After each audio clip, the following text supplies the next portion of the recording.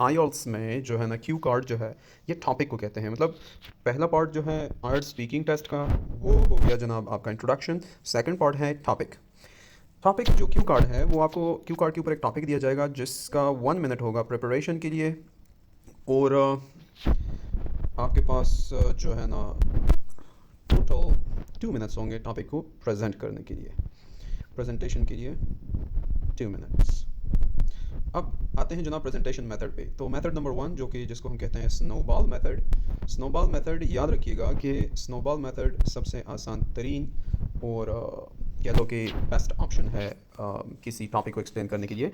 इसमें हम स्मॉलेस्ट से लार्जेस्ट की तरफ चलते हैं, यानी स्मॉल पॉइंट से हम शुरू करते हैं जैसे कि नेम ऑफ द टॉपिक, ठीक है, और फिर उसके बाद हम लार्जर एंड लार्जर होके जाते हैं आगे।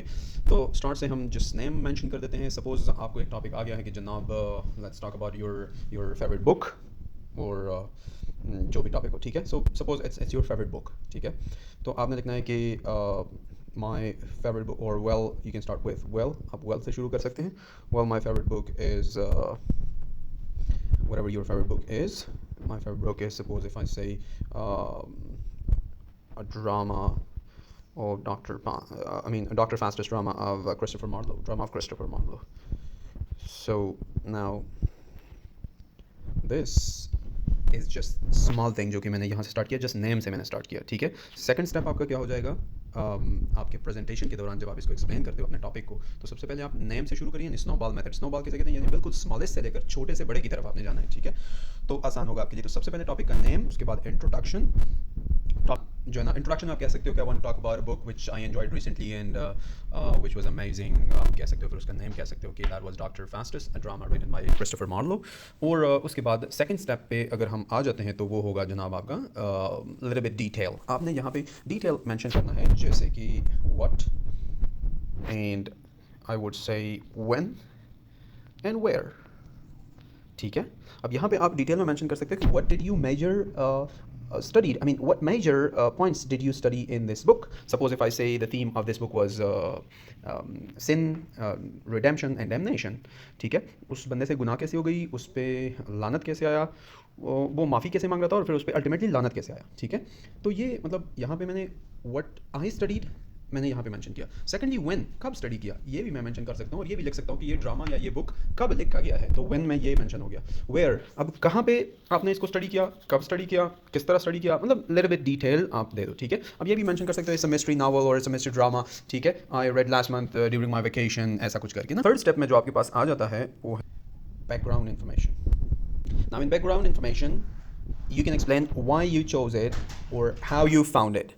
For example, I'll say I bought it because a friend recommended it to me and I had heard many good reviews and this and that, right? So your friend recommended